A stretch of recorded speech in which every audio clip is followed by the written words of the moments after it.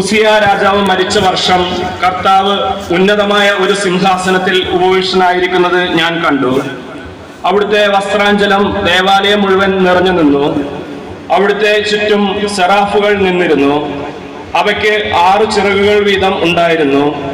2 ചിറകുകൾ കൊണ്ട് മുഖവും 2 കൊണ്ട് പാദങ്ങളും അവ മറച്ചിരുന്നു. 2 ചിറകുകൾ പറക്കാനുള്ളവയായിരുന്നു. അവ പരസ്പരം ഉദ്ഘോഷിച്ചുകൊണ്ടിരുന്നു, പരിശുദ്ധൻ പരിശുദ്ധൻ, സൈന്യങ്ങളുടെ കർത്താവ് പരിശുദ്ധൻ. ഭൂമി മുഴുവൻ അവിടുത്തെ മഹത്വം നിറഞ്ഞിരുന്നു.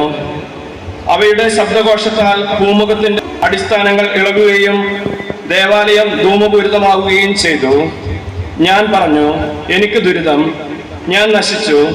എന്തെന്നാൽ ഞാൻ അശുദ്ധമായ അധരങ്ങളുള്ളവനും അശുദ്ധമായ അധരങ്ങളുള്ളവരുടെ മധ്യേ വസിക്കുന്നവനുമാണ്.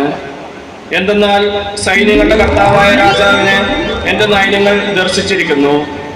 അപ്പോൾ സെറാഫുകളിലൊന്ന് ബലിപീഠത്തിൽ നിന്ന് പൊടിൽ കൊണ്ട് എടുത്ത ഒരു തീക്കനലുമായി എന്റെ അടുത്തേക്ക് പറന്നു വന്നു.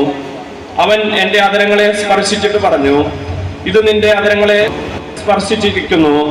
നിന്റെ മാലിന്യം നീക്കപ്പെട്ടു, നിന്റെ പാപം ക്ഷമിക്കപ്പെട്ടിരിക്കുന്നു. അതിനുശേഷം കർത്താവ് അരുളി ചെയ്യുന്നത് ഞാൻ കേട്ടു, ആരെയാണ് ഞാൻ അയക്കുക? ആരാണ് നമുക്ക് വേണ്ടി പോവുക?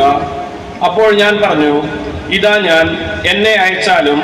അവിടുന്ന് അരുളി ചെയ്തു, പോവുക, ഈ ജനത്തോട് പറയുക, നിങ്ങൾ വീണ്ടും വീണ്ടും കേൾക്കും, മനസ്സിലാക്കുകയില്ല. നിങ്ങൾ വീണ്ടും വീണ്ടും കാണും, ഗ്രഹിക്കുകയില്ല.